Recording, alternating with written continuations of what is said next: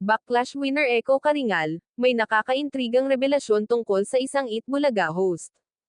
Mainit na pinag-uusapan online ang naging revelasyon ng Backlash winner na si Echo Karingal matapos niyang amining may naka one night stand siyang sikat na artista, partikular, isa sa mga host ng longest running noontime show na Eat Bulaga.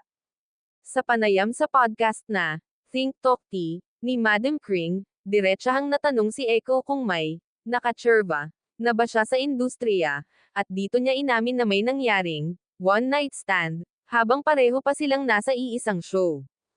Kwento niya, inaya raw siya sa bahay, nauwi sa inuman, Netflix and chill, at nagising na lang daw silang magkayakap kinabukasan, may breakfast in bed, bago sabay pumasok sa trabaho. Hindi pinangalanan ni Echo kung sinong The Barkads ang tinutukoy at nagbiro pa ng Alan K. Cherez, pero nilinaw din niyang hindi ito si Alan dahil boss niya raw iyon. Hindi na namilit si Madam Kring na tukuyin ni Echo kung sino sa host ang naka one night stand niya dahil baka nga naman makasuhan siya ng di oras. Ngunit ayon kay Echo, basta masarap. Ang Backlash ay singing competition segment ng Eat Bulaga mula 2018 hanggang 2019.